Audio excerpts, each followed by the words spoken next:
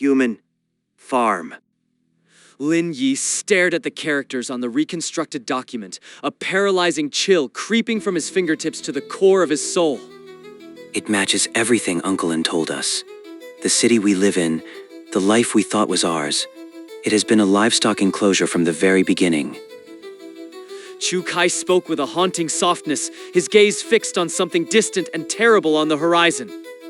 In this world, ordinary people are the livestock, and the monsters who live among us are the breeders, the ones who call themselves the masters.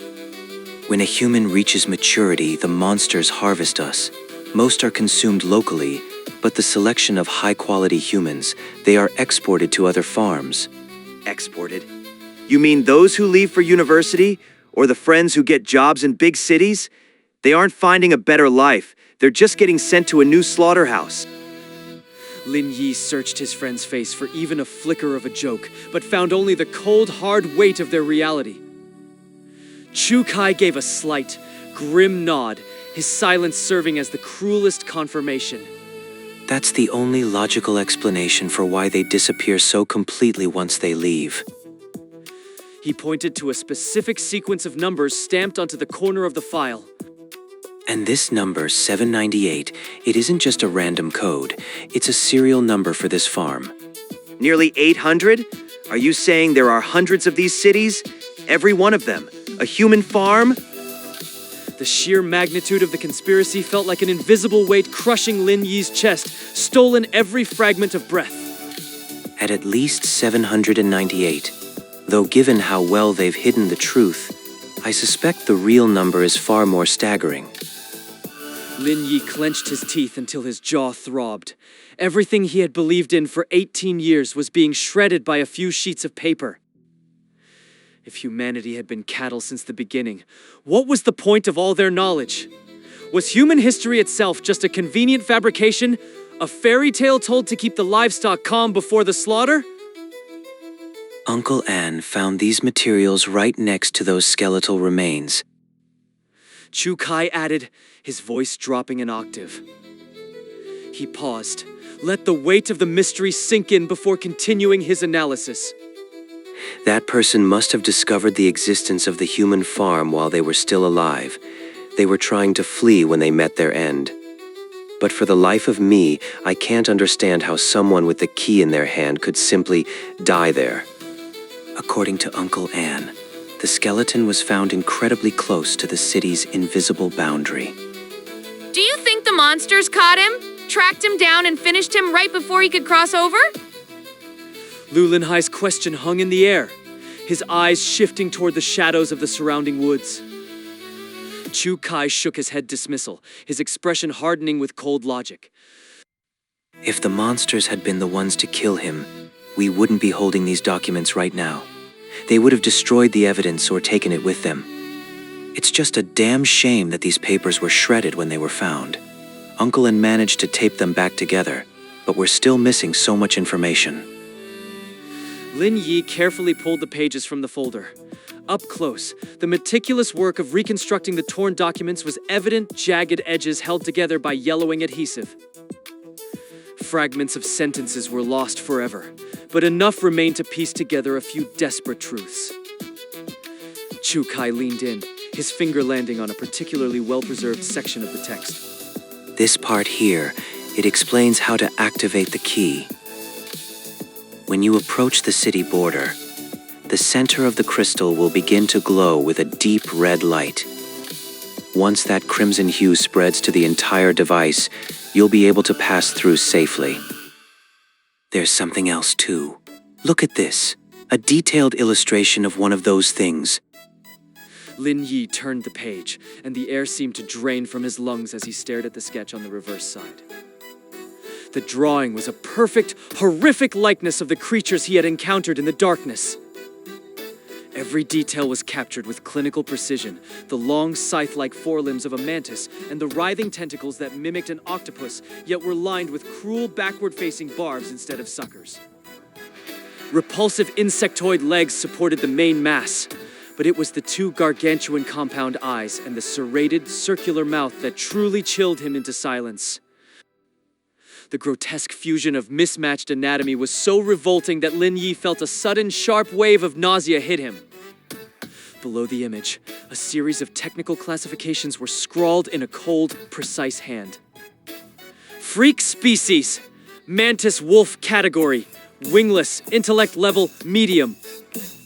The text continued with a cold list of behavioral traits and biological features. Diet, carnivorous. Primary weapons, scythe-like forearms and abdominal tentacles for snaring prey. Features, highly mobile neck, prominent compound eyes, and a serrated suction organ. Mantis wolf? Lin Yi paused, his finger tracing the name as if it were a curse. Is that what they're called? Is that what we're supposed to call those nightmares? Chu Kai gave a slight, non-committal shrug, his face pale in the growing daylight. I'm just reading what the document says.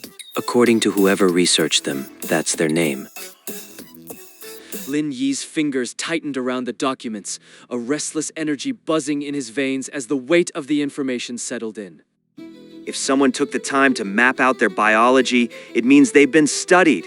If there's research, there has to be a way to fight back. Maybe even a way to wipe them out completely. Chu Kai let out a slow, heavy sigh that seemed to carry the weight of 1,000 lost lives. Lin Yi, use your head. If they could be destroyed that easily, would we still be living in a pen? Would this city even be allowed to exist? The question hit Lin Yi like a physical blow, leaving him momentarily without a response as his idealism fractured. Chu Kai continued, his voice lowering as if to shield his words from the uncaring wind. I understand the fire in your heart, but we aren't here to be heroes or hunters. Our purpose isn't to declare war on a force we don't even fully understand. We don't know their numbers. We don't even know how many different species are out there. The documents hint at creature types we haven't even dreamed of yet. We are outclassed and outnumbered. We have only one objective: to live another day. Our only goal is to survive. Chu Kai's gaze softened as it drifted toward his sister, Chu Yun, who was waiting quietly nearby. He reached out, his hand gently stroking her hair in a quiet, protective gesture. All I want, the only thing I've ever really cared about, is for Xiao Yun to grow up safely, to have a life without the fear of being hunted. That's my only priority. For Chu Kai, every choice had been a calculation of safety over justice. He had no desire for vengeance, only for the preservation of the one person who made his life worth living. He had spent years wearing a mask of ignorance, playing the part of the blissful livestock just to keep the predators from noticing them. But Lin Yi's perspective was forged in a different kind of pain. He couldn't share Chu Kai's passive acceptance of their fate. He harbored a deep, burning hatred for the monsters. They were the ones who had torn his life apart and kept him from the family he never knew. If there was even a shadow of a chance, he wanted to uncover the truth of this broken world and find the weapon that could excise these parasites forever. Do you really believe they'll leave us alone just because we're quiet, even if we only want to exist? Do you think they'll ever stop looking at us as nothing more than a meal? To them, we are cattle. They don't give a damn about our thoughts or our futures. All they see is meat that hasn't been slaughtered yet. We can't just hide in the shadows forever, Chu Kai. They'll find us eventually. We have to address the threat. Chu Kai's eyes suddenly lit up with a rare, desperate spark of hope that seemed out of place in his weary face. Not hide, but escape. He reached out and took the folder from Lin Yi's hands, flipping through the pages until he reached the final sheet. He smoothed it out with trembling fingers and pointed to a line of handwritten text scrawled in faded fountain pen ink. If we can reach this place, we might actually have a future. A real future. Lin Yi leaned in to look. The ink was faded, the elegant script almost ghostly against the weathered, reconstructed paper. The characters were faint but still legible. The Great North, Peach Blossom Spring, humanity's final hope. What is this? Is it some kind of code? A hidden sanctuary? Unlike the typed, clinical details of the rest of the file. This single line was intimately personal, written with the urgent hand of the person who had died holding it. Lin Yi felt a jolt of recognition. This wasn't just data. This was the skeleton's final message, their dying prayer for a way out.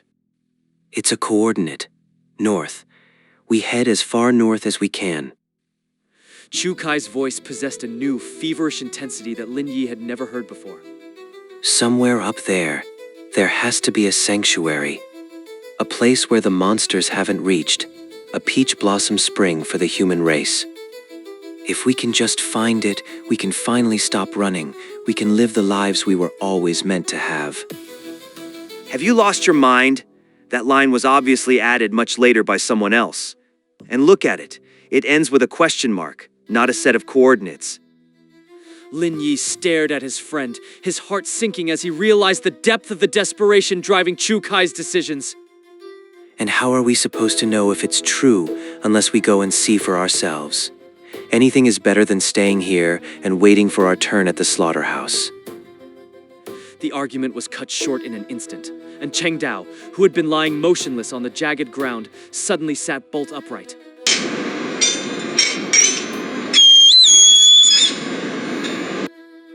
Three serrated, bloodletting knives flew from his pack, their steel glinting in the morning light as they hovered in a lethal arc before him. Uncle An looked up at the group, his eyes cold and devoid of their usual warmth. Every word he spoke felt like a shard of ice shattered against the stone. None of you are going anywhere. Listen to yourselves. I warned you about keeping the volume down. We shouldn't be disturbing Uncle An while he's trying to rest. Noticeably unnerved by Cheng Dao's icy gaze, Lu Linhai scrambled to diffuse the mounting tension. He shot a half-hearted, performative glare at Lin Yi and Chu Kai before turning back to Cheng Dao with a nervous, fawning smile. So sorry about that, Uncle An. It was an accident. We really didn't mean to rouse you. Please, just try to get some more sleep. We'll find somewhere else to finish our talk. But the air suddenly grew heavy. Before they could take even a single step back, a sharp whistle cut through the silence.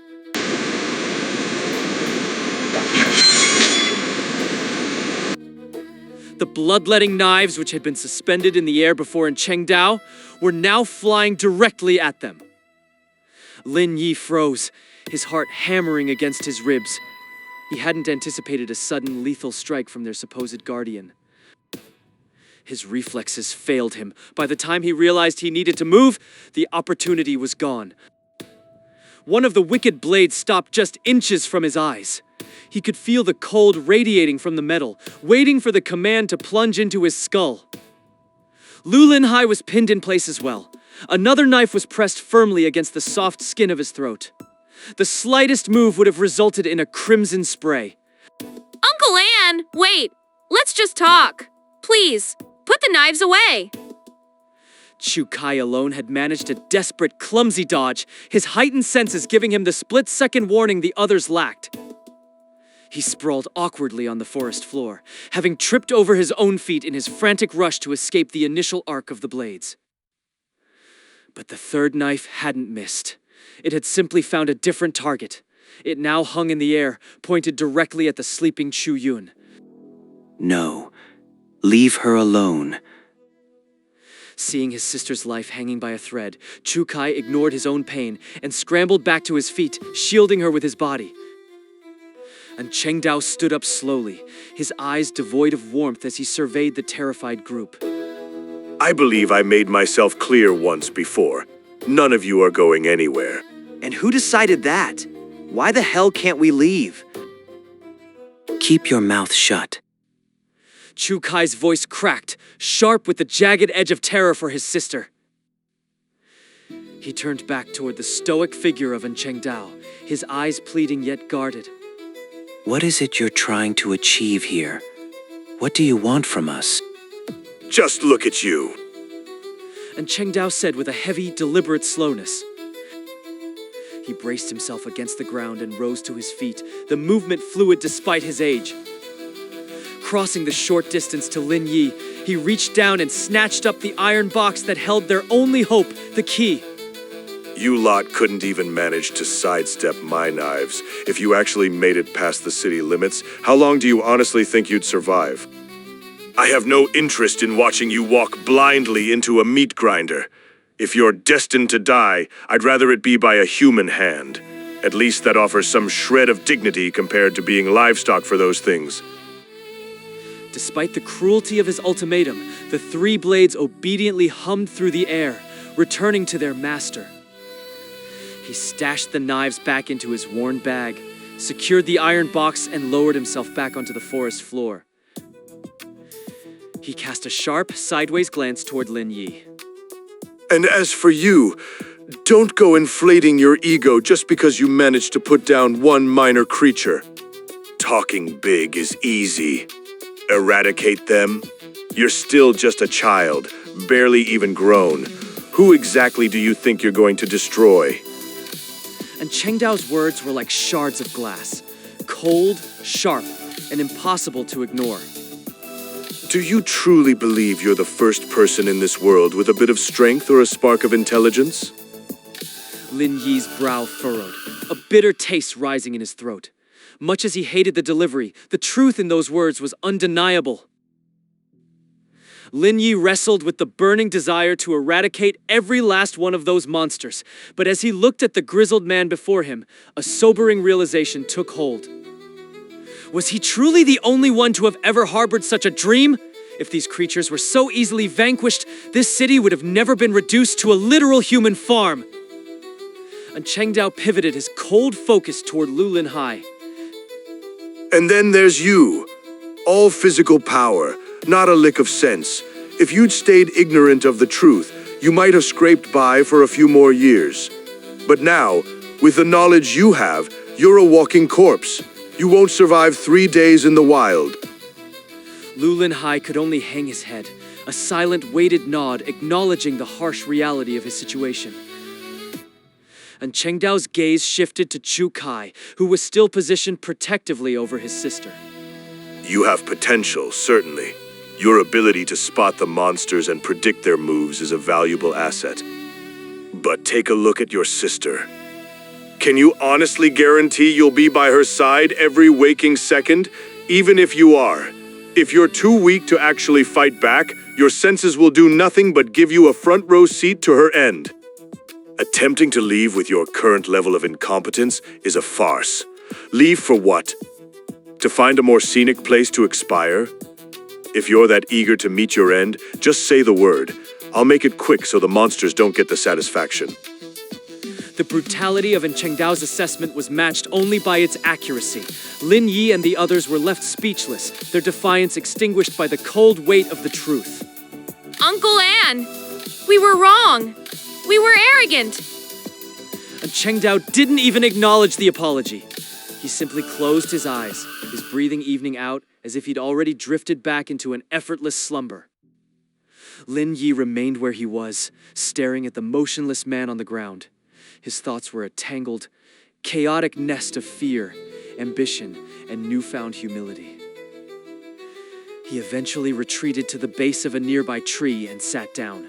Sleep didn't come easily. That night was spent in deep, agonizing reflection.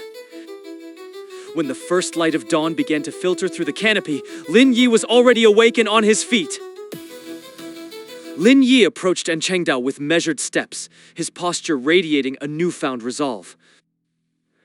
But before he could even part his lips to speak, Chengdao's eyes snapped open, pinning him in place.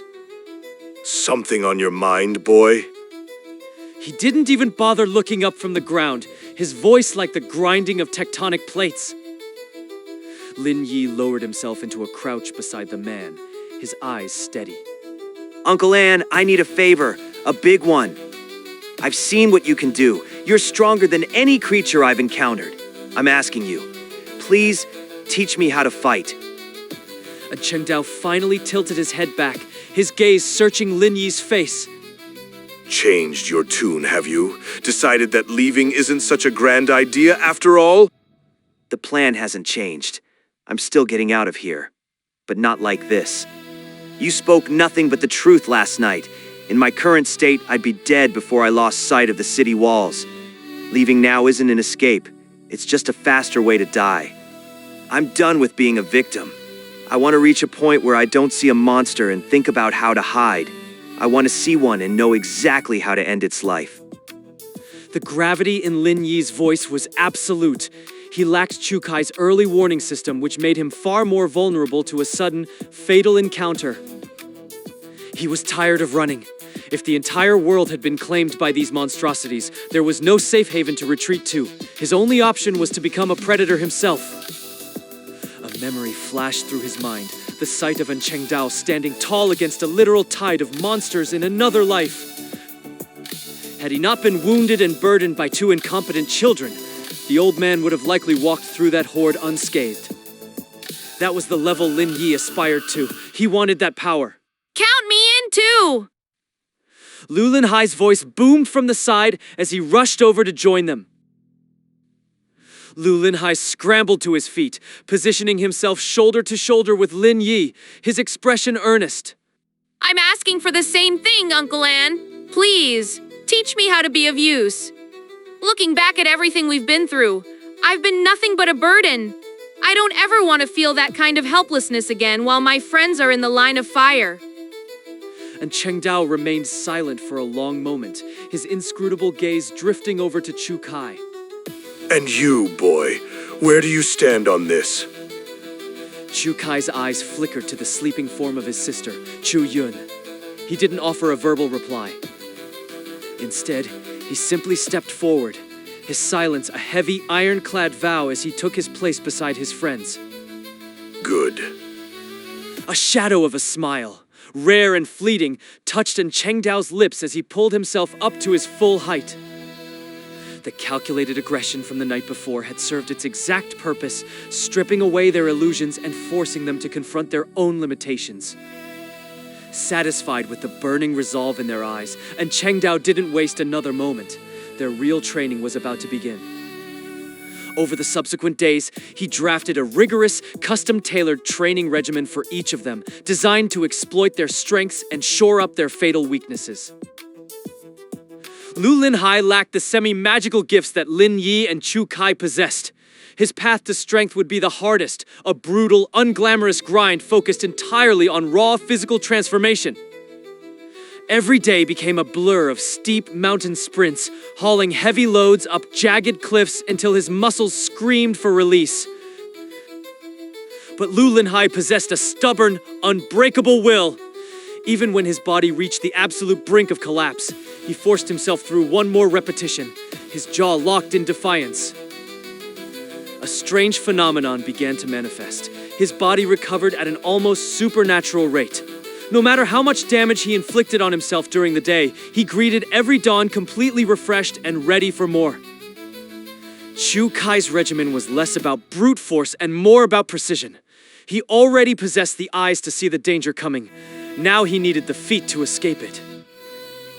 He spent his hours in high-intensity reaction drills, training his nervous system to respond instantaneously to the cues provided by his heightened senses. The most perfect prediction in the world was useless if the body was too sluggish to act upon it before the fangs closed in. Between training sessions, Chu Kai took on the role of scout and quartermaster, slipping down the mountain to gather vital supplies while keeping a constant vigil for any approaching predators. But when it came to Lin Yi, An Chengdao found himself at a rare loss. The boy's unique situation required something more than just physical labor or reaction drills, and for once, the old man was stumped on where to begin. An Chengdao scrutinized the three young men before him. Seeing their unique strengths and glaring weaknesses, he realized a one-size-fits-all approach wouldn't suffice. He began drafting specialized death marches for each of them. Lu Linhai's routine was straightforward, stripped of all complexity, but it was designed to break a lesser man's spirit. He didn't have the eerie gifts that sparked in Lin Yi or the hyper-awareness of Chu Kai. For him, survival meant pure, unadulterated physical power. Day after day, he hauled heavy sacks up the jagged slopes of Sifang Mountain, his lungs searing with every frantic breath as his muscles reached their breaking point against the unforgiving terrain. Lin Hai accepted the agony without question. He knew that the only way to endure the coming slaughter was to forge himself into a human shield, a guardian who wouldn't buckle when the monsters finally caught their scent. Strength was his only insurance.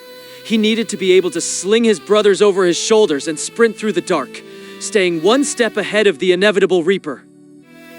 Not a single word of protest escaped him during the soul-crushing drills. He bore the silence of his suffering as a badge of honor. When the sun dipped below the horizon and the others collapsed, he kept going, fueled by a desperate, quiet fury that wouldn't let him rest. Chu Kai's routine was a much finer instrument, geared toward a specific, deadly problem. His preternaturally sharp senses were a burden, a phantom limb that his physical self couldn't yet control. He had to close the gap between perception and action.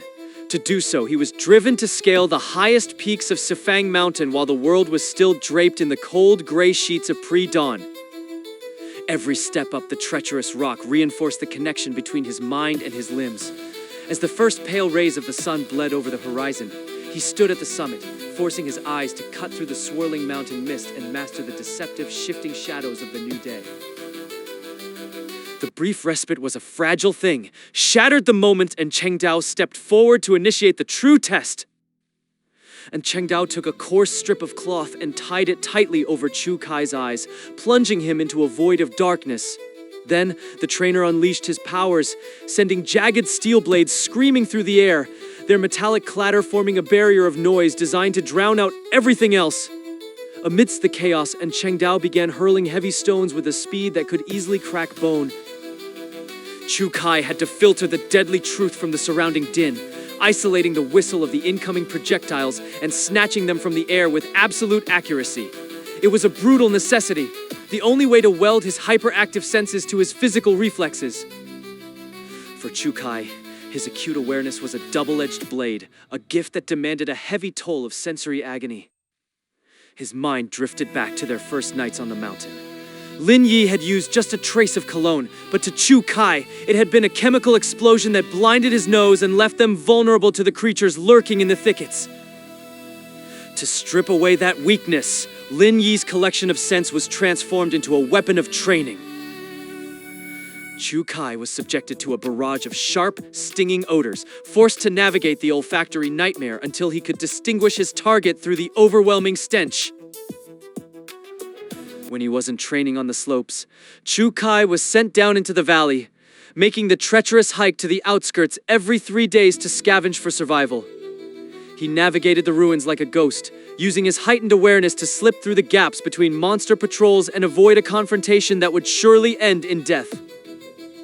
For Chu Kai, these silent, high-stakes errands were the only true measure of his progress, the closest he came to the lethal reality of combat. They didn't worry about the cost of their supplies. That was a concern from a life they had already left behind. When they had escaped Cheng Dao's meat shop with the diamond-shaped key, Chu Kai had the foresight not to leave with empty pockets. He had meticulously stripped the shop's lockbox of every last bill, knowing that survival in the world beyond would require its own kind of currency. It wasn't a fortune, but it was enough to keep the Reaper at bay for just a little while longer. Lin Yi was a more difficult puzzle for Cheng Dao. The boy had the heart of a survivor, but his body was a fragile vessel compared to the powerhouse that was Lu Linhai. While Linhai seemed to thrive on the brutal physical labor, waking each day with renewed energy, Lin Yi was consistently reduced to a shattered husk of cramped sinew and throbbing joints. At first, Lin Yi tried to mimic his friend's pace, forcing himself through the agony until his body simply gave out, leaving him collapsed in the dirt from utter depletion. There was also the matter of his gift. Unlike Chu Kai, Lin Yi had no intuition for the dark power that resided within him. It wasn't a failing of character, just a difference in history. Chu Kai had learned to wield his awareness as a child, forging it in the fires of necessity to keep himself and his sister alive. That mastery was why they were still breathing, why they had managed to navigate a city that viewed them as nothing more than cattle. But Lin Yi's world had only shattered recently. He hadn't even realized he was anything other than human until a monster had torn the life from his chest. Now, he was a soldier handed a complex weapon in the middle of a war, struggling to understand the trigger before the next volley began. Recognizing this, and Cheng Dao pivoted. He cut Lin Yi's physical workload in half, dedicating the extra time to helping the boy unravel the mysteries of his recurring nightmare. 2 weeks went by in a blur of exhausting drills and tense silences. And Cheng Dao's recovery progressed steadily, aided by Chu Yun's quiet and unwavering care. The wounds that had nearly claimed him were finally closing, the jagged edges of torn flesh knitting back together beneath the bandages. While he was far from being back to his old self, the debilitating agony had subsided. He was no longer a casualty they had to carry. He could move again, and that was enough. Lu Linhai had become a man possessed. No matter how grueling the training became, he met every sunrise with a fierce, unyielding light in his eyes, his body hardening into something dangerous. Chu Kai's senses had reached a new plateau of terrifying precision. His sphere of awareness, which once ended at 800 meters, now stretched a full kilometer in every direction. He still struggled to make his body move as fast as his mind perceived the danger, but he was getting closer. Blindfolded and surrounded by shadows, he could now intercept nearly half of the heavy stones and Cheng Dao threw with lethal intent. As for Lin Yi, 15 days of struggle had yielded little in the way of spiritual progress. The mechanics of his loop remained a dark, frustrating secret that refused to reveal itself. The only victory he could claim was a physical one. His endurance had improved, and he no longer felt like a dead weight pulling the rest of them into the abyss. On the 15th day, the peace was shattered. Chu Kai stumbled back into the clearing, his face ashen and his arms laden with more supplies than a simple run required. Something's happening in the valley. He panted, his voice trembling with a deep-seated dread. The monsters. They're preparing a sweep. They're coming for the mountain. Lu Linhai's face drained of color as the weight of the words hit him. A sweep? Why now? Why so suddenly? And Cheng Dao didn't even look up from his task, his expression carved from stone. He seemed entirely unsurprised. They've been tracking me for months. He said softly, his voice devoid of emotion. A full-scale search was always the inevitable conclusion of their failure. Lin Yi felt a cold realization bloom in his gut. His mind raced back to the early hours of the chaos. I don't think Uncle Ann is their only target. He murmured, his eyes wide as he looked at his friends. Think back to those first few days on the run. Do you remember the messages? The constant pings on the class group chat? Their phones had been flooded with messages from their classmates, questions about the exam, invitations to a party that was never meant to be. Most of it seemed like typical peer pressure, but the three of them knew better. There was a secret tucked away in Lin Yi's apartment, the broken corpse of the thing that had worn his mother's face. The creatures hiding in their classroom must have realized that their disguises had been seen through by the three survivors. They had ignored the notifications until their batteries finally died, effectively cutting themselves off from the world, but they couldn't cut themselves off from the consequences of what they had seen. The creatures would never permit witnesses to their true, hideous nature to draw breath for long. Once they realized Lin Yi and his companions had vanished from the urban sprawl, their search would inevitably turn toward the rugged terrain of the perimeter. We're trapped. Lin Yi whispered, his voice heavy with a crushing sense of dread. Sifeng is the only real cover for miles. They'll sweep the whole range and they'll find us. Let them try! Lu Linhai spat, his teeth bared in a snarl. We've been preparing for this. We'll strike from the shadows and rip them limb from limb before they even know we're there. And Cheng Dao rose from his seat, the simple movement carrying an air of absolute authority as he brushed the mountain dust from his worn coat. Do not be a fool, Lin Hai. He said, his voice calm but sharp. You've made progress, certainly, but you aren't nearly ready to go toe-to-toe with a whole nest of those things. There's no point in throwing your lives away in a fight you can't win. Gather your gear. We're moving out tonight.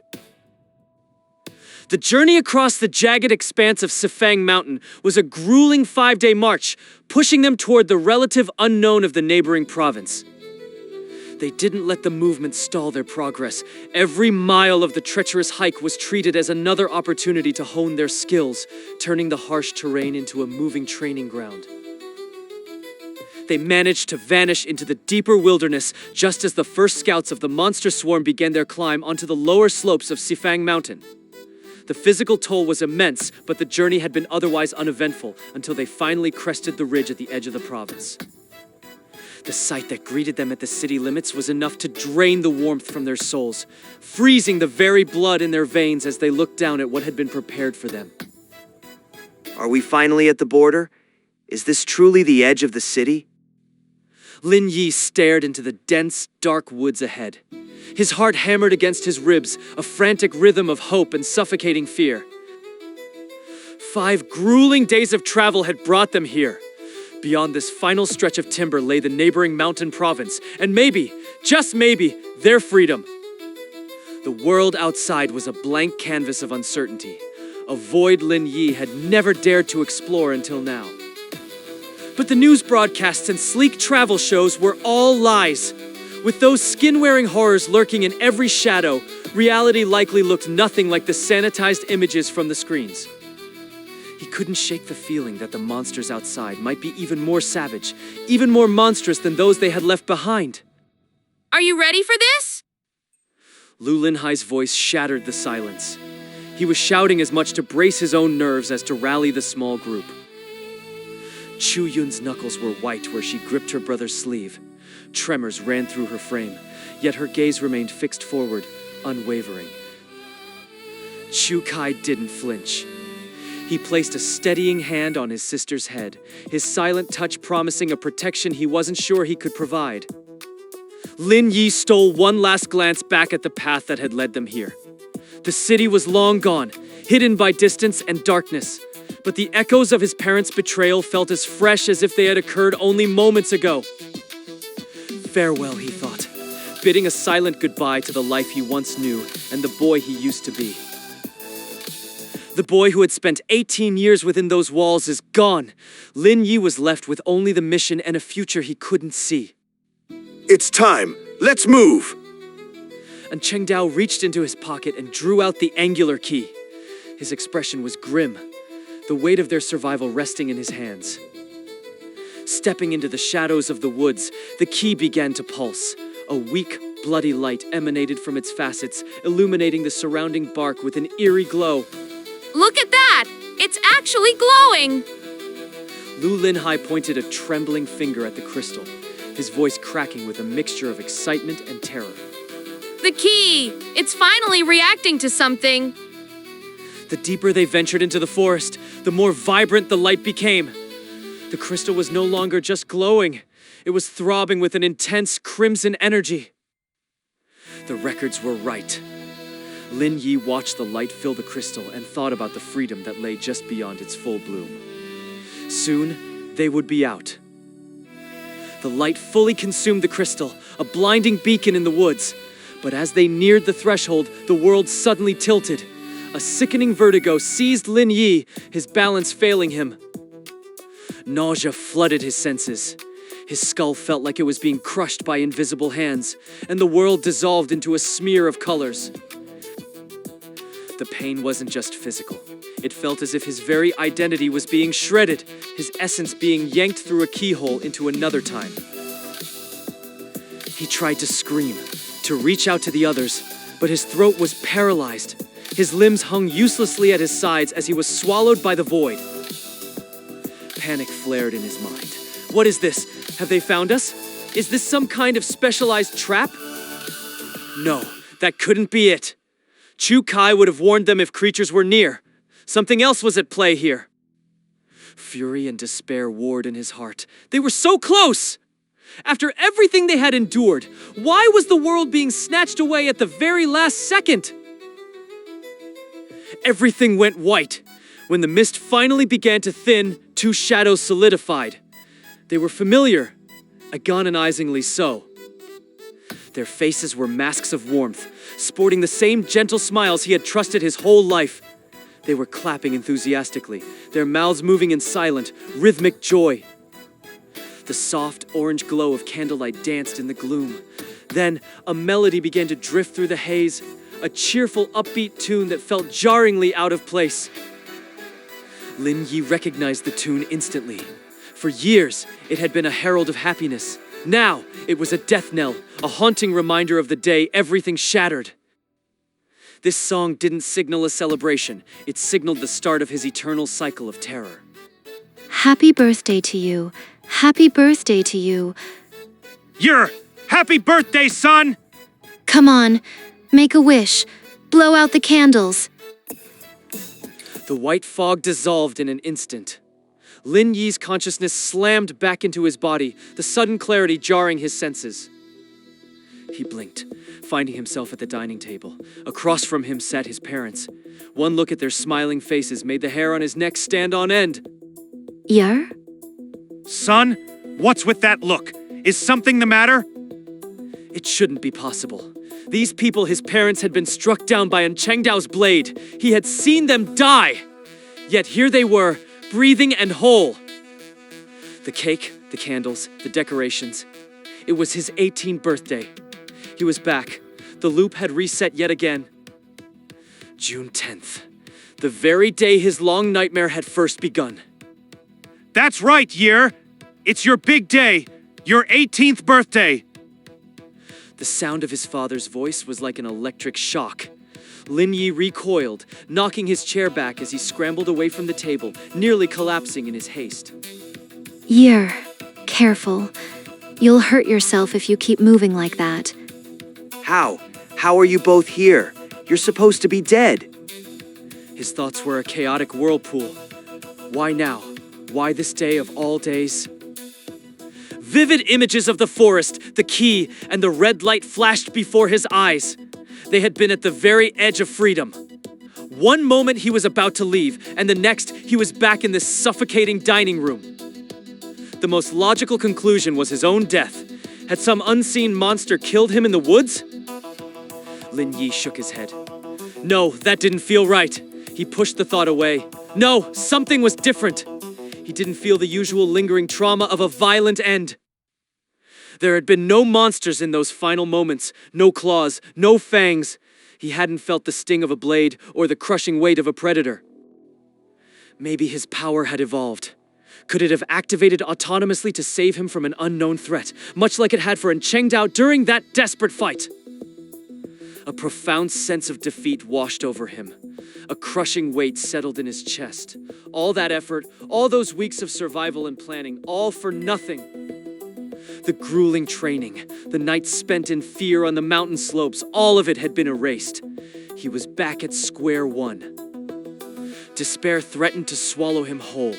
If the world simply reset whenever he got close to the truth, what was the point of even trying? Yair, please tell Mommy what's wrong. His mother began to rise from her seat. Lin Yi's gaze darted to the table, locking onto the sharp metal of the birthday cake knife. He lunged for the blade, his fingers closing around the handle.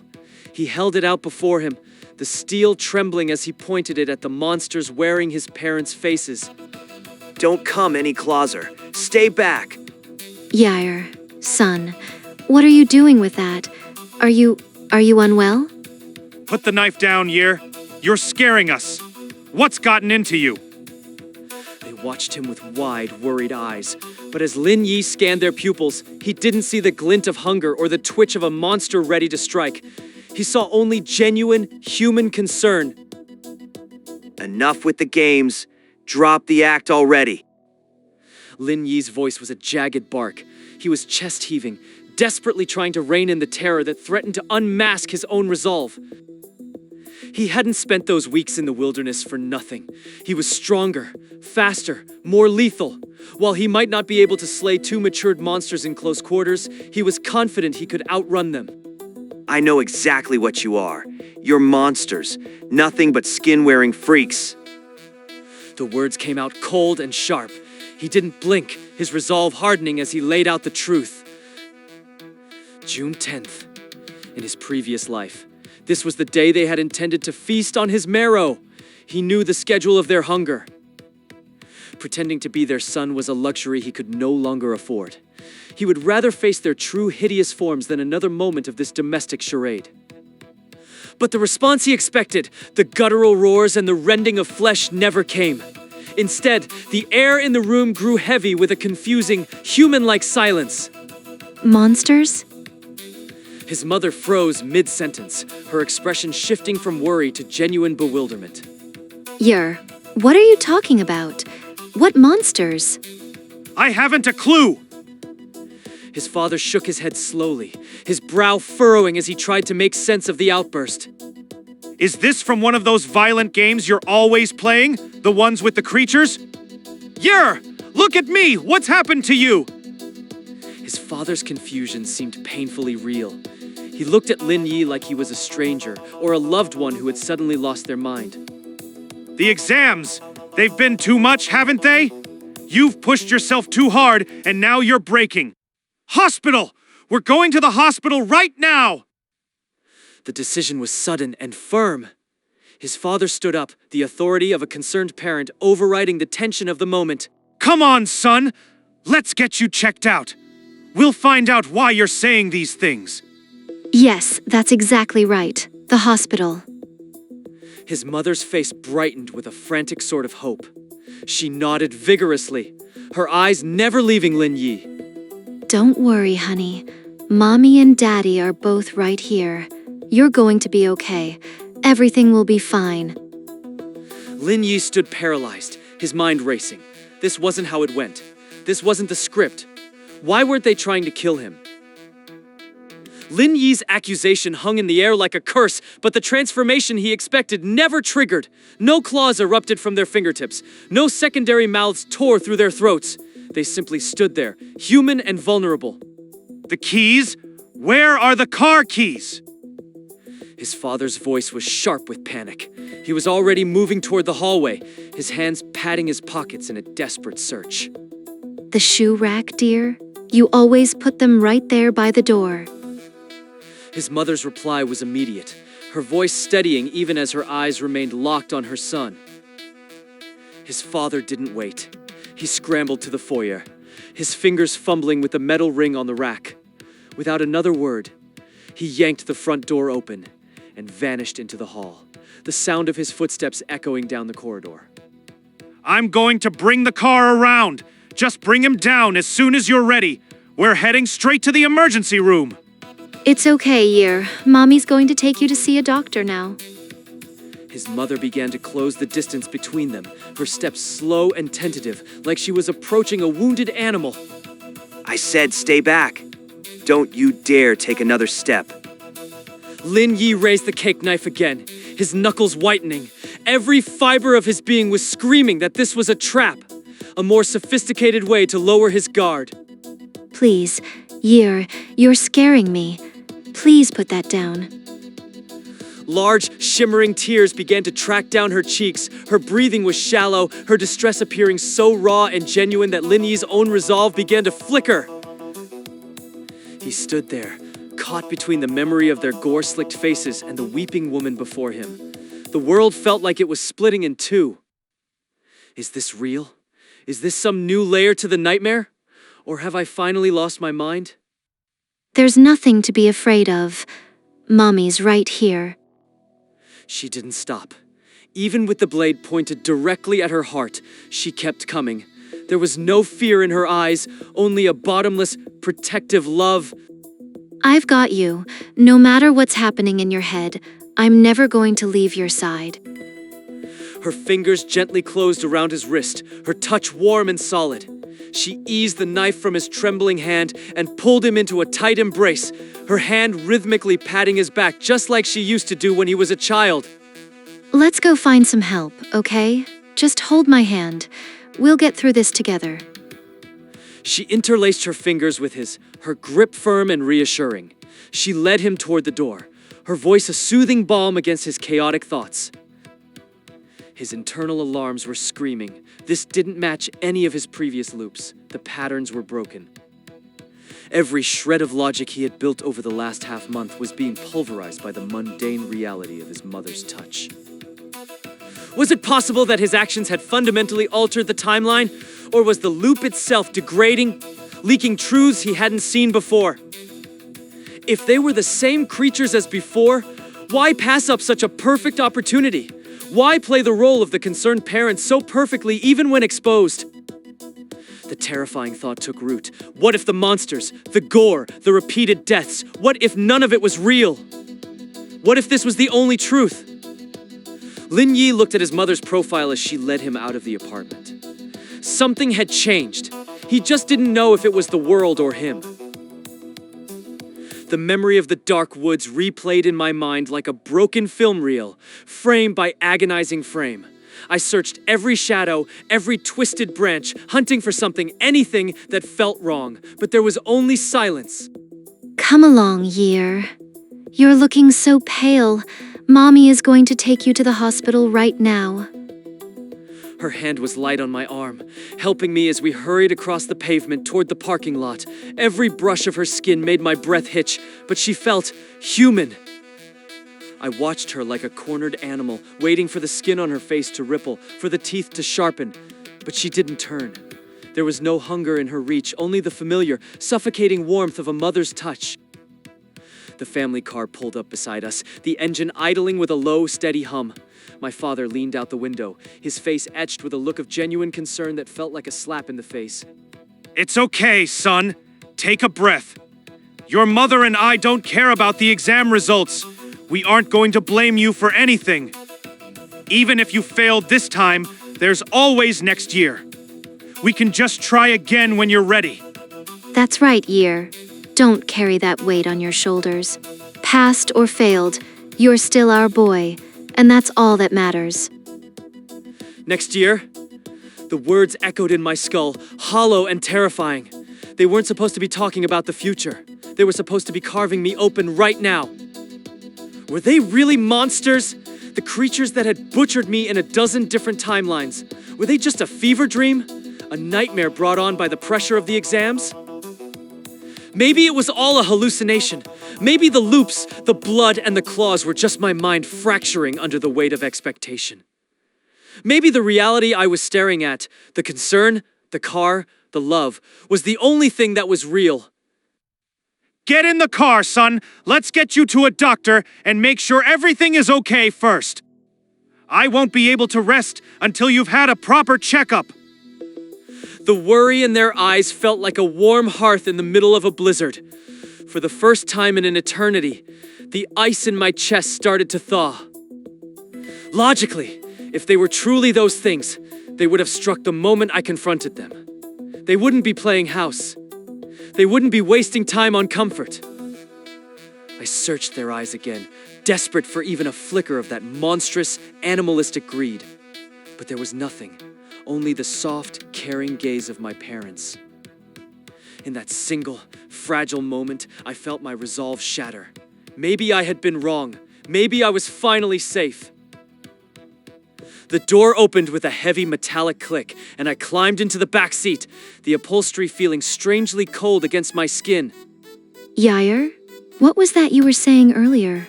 All that talk about monsters? My mother turned slightly in the passenger seat, her eyes fixed on me with a curiosity that felt sharp and unnatural. It's nothing, Mom. Just forget I said anything.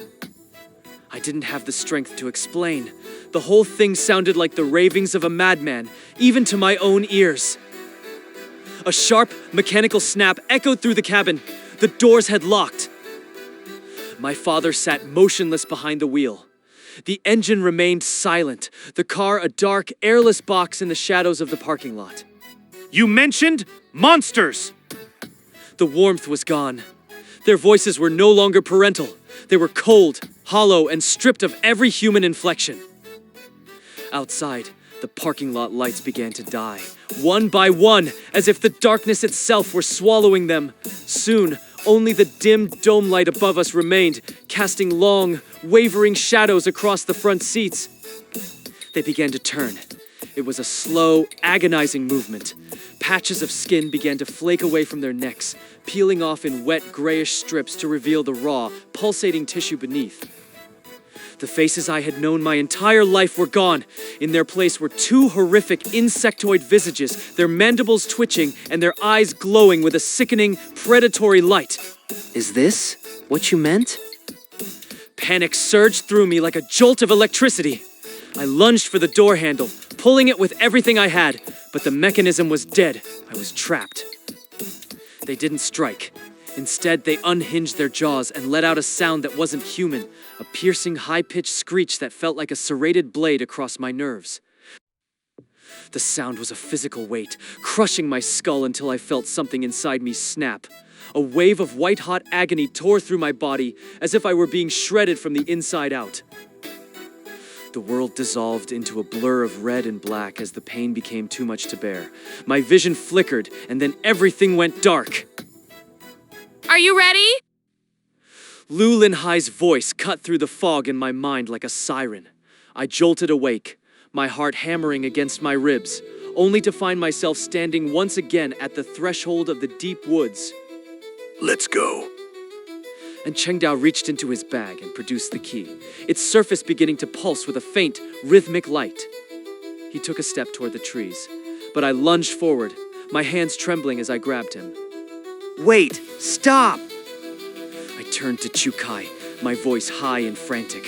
I couldn't let them walk in there. Not again. Chukai, check the area, right now. Are there monsters? Are they behind us? Are they waiting in those trees? Lin Yi, what's going on? You look like you've seen a ghost. Brother Lin Yi, are you okay? You're shaking. Hurry, just tell me if they're there. Chukai closed his eyes, his brow furrowing as he projected his senses into the surrounding gloom.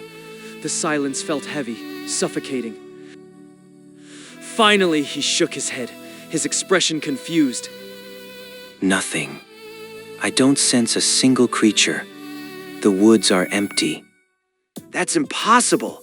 If there are no monsters, then why am I back here? The loop only triggered when I died. If I hadn't been killed, I wouldn't be standing here. Something was fundamentally wrong. Chukai grabbed my shoulder, his grip firm and grounding. Calm down. Tell us what happened. Did your ability trigger again? What did you see inside those woods? You returned to the past, which means we failed to make it through. We die. The moment we step inside, we're finished. I told them everything, every detail of the previous run. But as I spoke, Chukai's expression shifted from concern to deep suspicion. Something isn't adding up. The timing is all wrong. Every other time you've died, you've returned to a point just hours before. So why did you go all the way back to June 10th? The realization hit me like a physical blow. He was right. The rules of the loop had changed. If we were killed in there, you should be back at the city limits, or a few hours ago at most, returning to June 10th. That suggests a different kind of trigger. But I was there. I saw my parents. I heard the same birthday song. Everything on June 10th was exactly as it happened before, except it wasn't. The birthday party had been different. The tension, the words, it was like a corrupted copy of the original memory. I'll go in first. Stay here and watch the perimeter. And Chengdao didn't wait for an answer. He drew his bone-chopping knife, the heavy blade gleaming with a dull, predatory light. His other knives began to circle him like iron hornets. Our knowledge of these things is too thin. If there's a monster in there capable of manipulating time or memory, we need to know. Better me than all of us. He disappeared into the thicket, the shadows of the twisted trees swallowing him whole. We stood in a defensive triangle, our breath visible in the cold air, waiting for a sound that never came. Minutes stretched into an eternity. Finally, the crunch of dry leaves announced his return, and Chengdao emerged from the gloom, his knives returning to their sheaths. It's safe. There is nothing but old trees and rotting leaves inside. The confusion only deepened. If the woods were safe, then what had killed me?